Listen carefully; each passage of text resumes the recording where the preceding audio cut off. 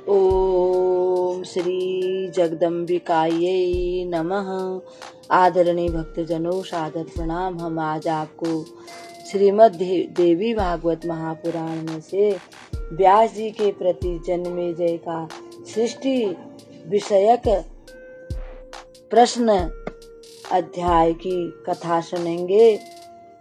जन्मेजय पूछते हैं कि सृष्टि कैसे उत्पन्न हुई। ये सब सृष्टि के विषय में जानना, यानी कि जन्मेजय ने सृष्टि के बारे में श्री व्यास जी से पूछा।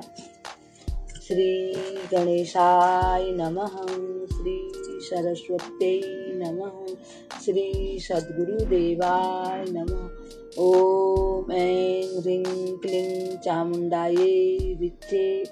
भक्तजनों, परीक्षित नंदन राजा जन्मेजय ने व्यास जी से कहा, हे महर्षि, मैं सूर्यवंशी और चंद्रवंशी राजाओं का विशद यानी बहुत बड़े आकार में वर्णन सुनना चाहता हूँ। मैंने सुना है वे सभी भगवती जगदम्बा के अनन्य भक्त थे।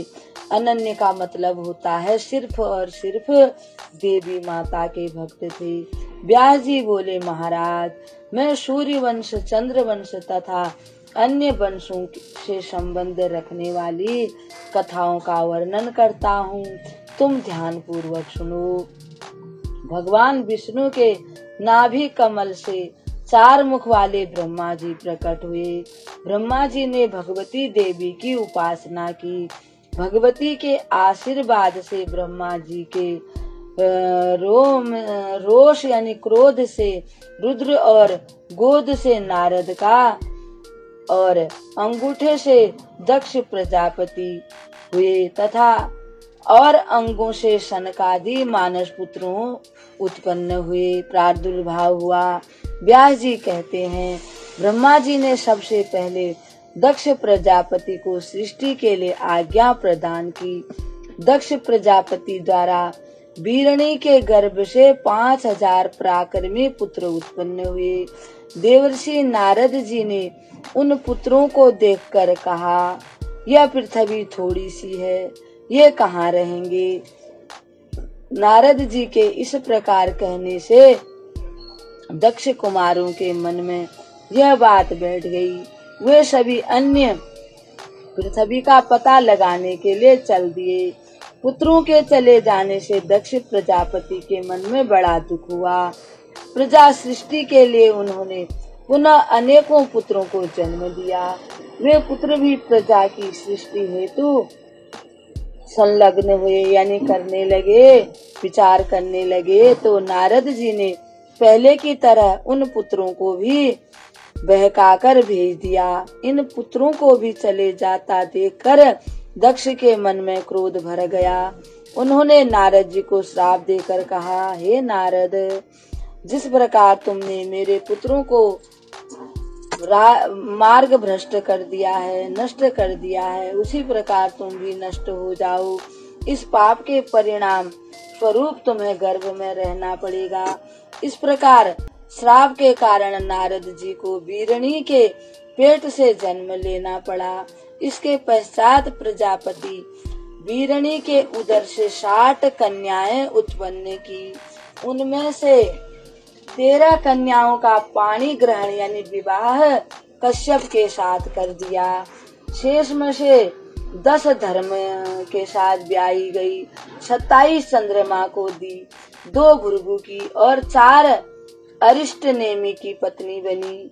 2 कन्याओं का विवाह अंगिरा के साथ हुआ। शेष 2 पुत्रियों को भी अंगिरा को ही सौंप दिया गया। संसार में सभी देवता व राक्षस इन्हीं कन्याओं की संतान हैं।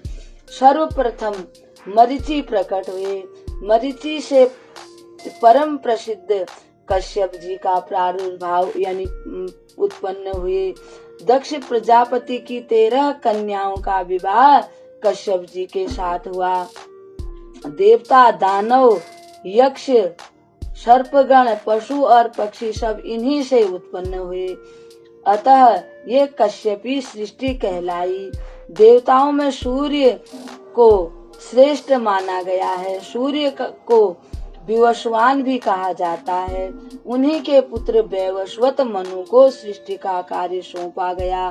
वैवस्वत मनु से सूर्य वंश की वृद्धि करने में परम कुशल इक्ष्वाकु उत्पन्न हुए। इसके बाद उनके 9 भाई और उत्पन्न हुए। ये 9 भाई मनु पुत्र के नाम से प्रसिद्ध हुए। इक्ष्वाकु के 100 पुत्र हुए। शरियाती से आनर्त का जन्म हुआ।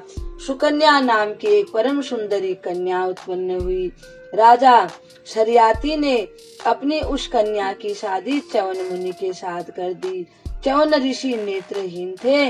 राजा जन्मेजय ने व्यास जी से पूछा, मुनिवर, शरियाती से च्यवन ऋषि के नेत्र होने पर भी अपनी पुत्री का विवाह उनके साथ किस कारण से कर दिया? व्यास जी ने उत्तर दिया, च्यवन मुनि एक पवित्र स्थान पर निवास करते थे। उस समय उस स्थान को निर्जन जानकर मन को एकाग्र करके तपस्या कर रहे थे। वे निर्जल रहकर भगवती जगदम्बा का ध्यान कर रहे थे। तपस्या करते करते उनके शरीर पर चारों ओर से लताएं चढ़ गई थी। दीमकू ने उन्हें अपना घर बना लिया था। बहुत दिनों तक इस प्रकार बैठे रहने से चींटियां भी उन पर चढ़ गई थी। ऐसा प्रतीत होता था मानो कोई मिट्टी का ठूहा है, यानी मिट्टी ही मिट्टी का बना हुआ बाम्बी है। उसी समय राजा शरियाती इस स्थान पर आए। लक्ष्मी से तुलना करने योग्य सुकन्या अपनी बाल सुलभ यानी बालकपन की चपलता शरारत के कारण अपनी सखियों के साथ वन में फूल तोड़ती हुई भ्रमण करने लगी। इधर उधर घूमती हुई राजकुमारी च्यवन मुनि के निकट पहुंच गई। उसे वहां छिद्र से चमकने वाली 2 ज्योतियां दिखाई पड़ी। उस सुंदरी के मन में आया कि जरा इसका ये चमकने वाली चीज क्या है, इसके आसपास की मिट्टी हटाकर तो देखूं जरा।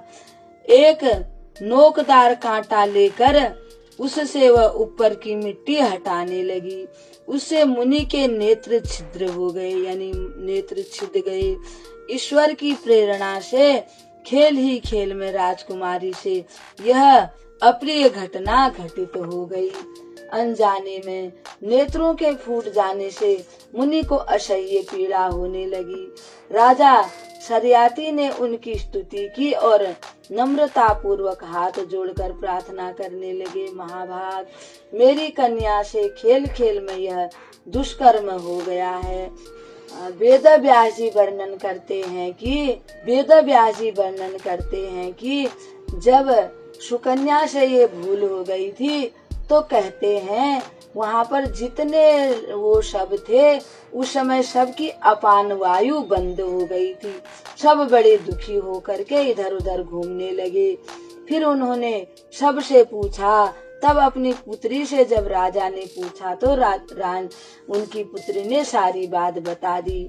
फिर महाराज वहाँ आए। उन्होंने मुनि की बड़ी सेवा की, स्तुति की और उनसे प्रार्थना करने लगे, इस बालिका के अपराध को क्षमा करने की कृपा करें। च्यवन ऋषि बोले, राजन, मैं नेत्रहीन हो जाने के कारण अकेले रहकर तपस्या करने में कैसे सफल हो सकता हूँ। यदि तुम यह चाहते हो कि मैं इसे क्षमा कर दूं, तो मेरी एक बात मानो। तुम अपनी इस पुत्री को मेरी सेवा करने के लिए मुझे सौंप दो। पिता तथा मंत्रियों को चिंतित देखकर अब वे सोचने लगे, कहाँ ये बुजुर्ग, कहाँ मेरी कुमार पुत्री सुकोमल सी। अत्यधिक राजा को चिंता हो गई। मंत्री सब लोग बड़े चिंतित हो गए। उन सबको चिंतित देखकर राजकुमारी सुकन्या हंसकर बोली, पिताश्री, आप इतने चिंतित क्यों हो रहे हैं? मैं मुनिवर के पास जाकर आत्मदान करके उन्हें प्रसन्न करने का प्रयत्न करूंगी। राजा शरियाती महान धार्मिक पुरुष थे। अपनी पुत्री की बात सुनकर उन्होंने अपनी पुत्री को वल्कल वस्त्र प्रदान किए। इसके पश्चात पुण्यमयी साध्वी कन्या को उन्हीं मुनि को सौंप दिया और शरियाती मंत्रियों के साथ अपने नगर को लौट गए। व्यास जी कहते हैं, राजा शरियाती के चले जाने के बाद सुकन्या च्यवन मुनि की सेवा में लग गई। एक बार की बात है कि सूर्य के दोनों पुत्रों अश्विनी कुमारों ने उनसे कहा, कल्याणमयी, तुम्हारे पिता ने इस तपस्वी मुनि के साथ तुम्हारा विवाह कैसे कर दिया? उत्तम अंगों वाली राजकुमारी, तुम्हारे इस त्याग से हमारा हृदय गदगद हो गया है। हम देवताओं के वैद्य हैं, तुम्हारे पति को हम सुंदर युवक बना सकते हैं। तुम्हारे पति इस जल में उतर जाएं। उन्होंने एक सुंदर जल का कुंड बनाया, उसमें औषधियां डाली। रूपवान बनने की इच्छा से च्यवन जी तुरंत जल में प्रविष्ट हो गए। इसके बाद वे अश्विनी कुमार भी उस उत्तम सरोवर में प्रविष्ट हो गए। थोड़ी देर में वे तीनों उस सरोवर से बाहर निकल आए। अब उन तीनों की दिव्य आकृति में कोई अंतर नहीं रह गया। वे सभी एक साल बोल उठे, बर बरणी भद्रे कमल नयनी। जब उन्होंने यह कहा कि बर बरणी भद्रे कमल नयनी, तुम्हें हम लोगों में से जो भी अच्छा लगे उसे अपना पति बना लो। उन्हें देखकर सुकन्या महान असमंजस में पड़ गई। वह घबराकर सोचने लगी, मेरे पति कौन से हैं?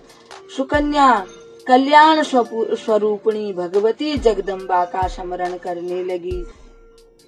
जगदम्बा का स्मरण करने पर देवी ने शीघ्र सुख प्रदान करने वाला ज्ञान उसके हृदय में उत्पन्न कर दिया। इससे वह उन तीनों में से अपने पति को पहचानने में सफलता पा गई। सुकन्या द्वारा पति रूप में च्यवन मुनि की स्वीकृति हो गई। उन्होंने कहा, जब अपने पति की उन्होंने पहचान कर ली, अश्विनी कुमार प्रसन्न हो गए। राजा शरियाती द्वारा यज्ञ में महर्षि च्यवन ने अश्विनी कुमारों को सोमरस का अधिकारी बनाया। हे राजन, इस तरह च्यवन मुनि की तपस्या के प्रभाव से सूर्य नंदन अश्विनी कुमारों को सोमरस पीने का अधिकार मिल गया। मुनि के आश्रम की प्रसिद्धि संसार में सर्वत्र फैल गई। राजा शरियाती बहुत खुश हुए। यज्ञ की समाप्ति पर धर्म का पालन करने वाले राजा ने राजधानी में पहुंचकर अपना कार्यभार ग्रहण कर लिया। राजा शरियाती के अनार्त और अनार्त के रेवत नामक पुत्र उत्पन्न हुए। रेवत ने समुद्र के मध्य में कुशस्थली नामक नगर बसाया। उसके 100 पुत्र हुए।